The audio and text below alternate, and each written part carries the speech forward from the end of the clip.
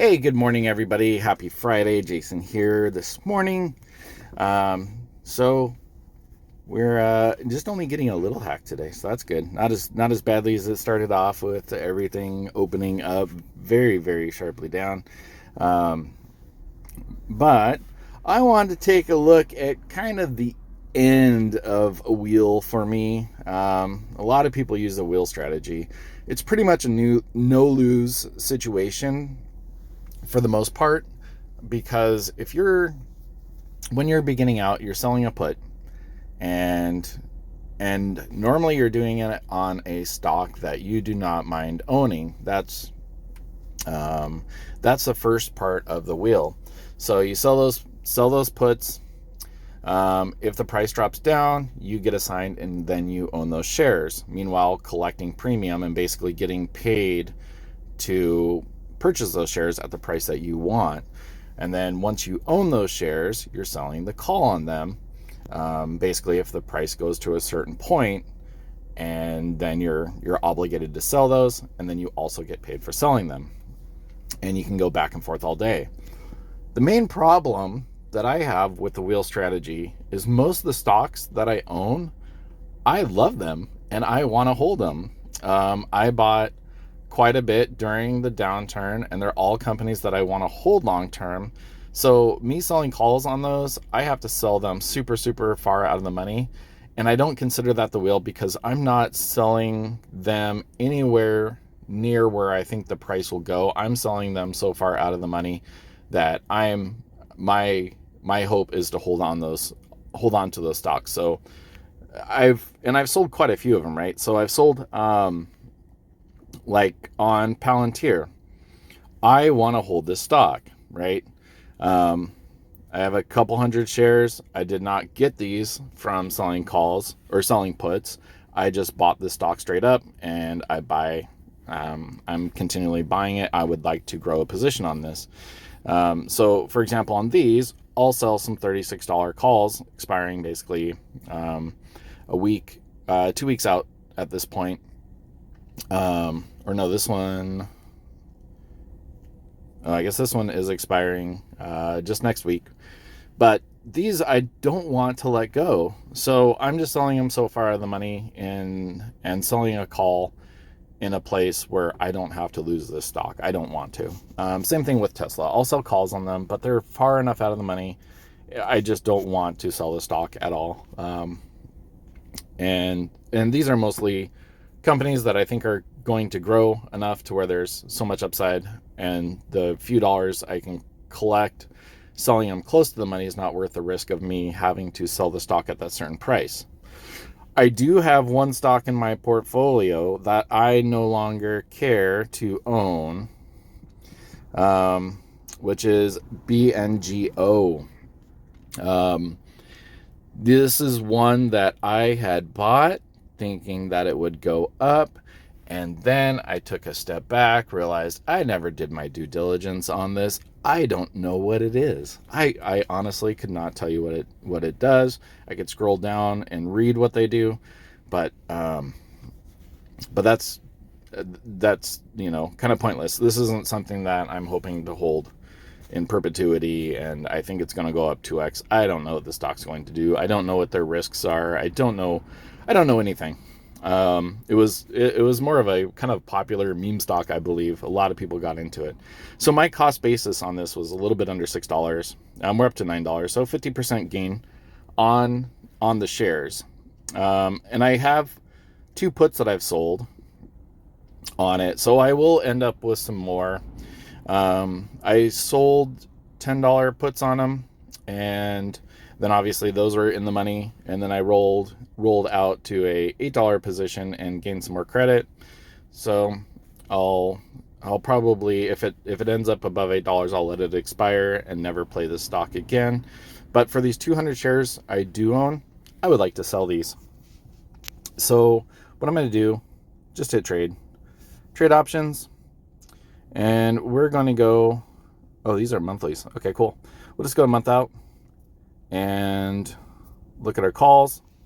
And if this goes above, we can sell, where are we getting pretty good premium? If it goes to $11 again, I'll be happy to let these go. So we have 200 shares. We'll do this twice. Mid price is about 91, so just to get filled pretty quickly, we're going to go with 90. And there we go. So what happens now? If the stock goes above $11 at expiration, potentially before, if it's before, I could potentially have it exercised and I'd be forced to sell them at $11, which is a positive for me because I gained another $400 worth of value on my 200 shares. And I also just got paid $200 basically, or $180 to commit to be able to doing that. If it stays below $11, I just keep the $180. So kind of a win-win. Well, it is a win-win situation on the wheel. And I was thinking about it. Somebody asked me about it, but every single thing I own, I want to keep. I had sold a few calls on things, and then I ended up closing them out, just realizing it's a stock that I want to hold. Just kind of going forward here. So as you can see, we have our $11 calls. So those right now, that collected us $180. We have two $8 puts, and those collected us $1.85. We have $1,600 worth of collateral in this. So all in all, we're collecting several $100s between owning the shares and also putting my two risks are having to sell the 200 shares or buy 200 more shares at $8. But my hope is it does go up and we do get rid of this and we never see BNGO again. So if you guys have any questions about that, let me know. I'll be happy to answer the best I can. I think the rest of everything I really just want to keep, right? My AT&T, that's like my checking account. Tesla, you guys know I love Tesla, or hope you do. Coca-Cola, long-term hold. Just we're just continually adding shares to that because we have, if you look, an $86 dividend coming just for holding these shares. So that's another, what do we have? 200 shares of that. So we should gain another 10 shares a year just by holding Coca-Cola, AT&T's divvy. That's nope, that's not coming up. I'm not sure when that's coming. But yeah, I want to hold those. Gap, I'm holding that. MGM, holding that. I actually have called sold on that. That's fine if I get rid of those. I think our cost basis is super low. Yeah, we paid $20 for them. They're up to 40. Tapestry. I don't know why I do know why. I love Tapestry.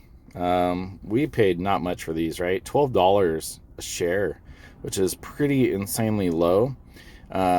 They are the ones who have Coach, and a few other fashion brands. I figured they weren't going anywhere. This is one I've done my due diligence on. I've actually looked at their balance sheet.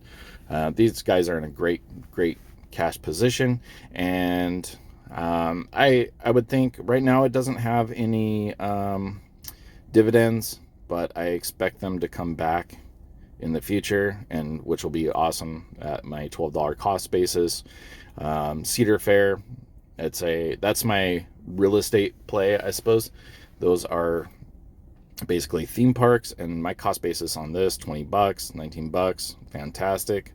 And they do pay a small dividend. I don't think I'm not sure if they're paying it right now, but if they come back, awesome. Open Door, love that, just because it's an alternate to real estate,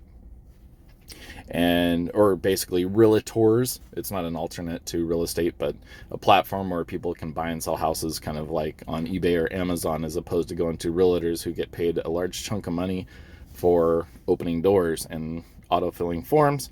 Lemonade, love them. I think they're a game changer.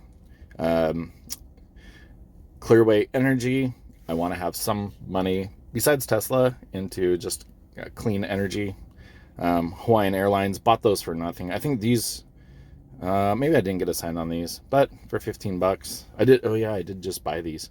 But cost basis $15. BNGO, that's the one I want to get rid of. Nintendo, I have to hold those.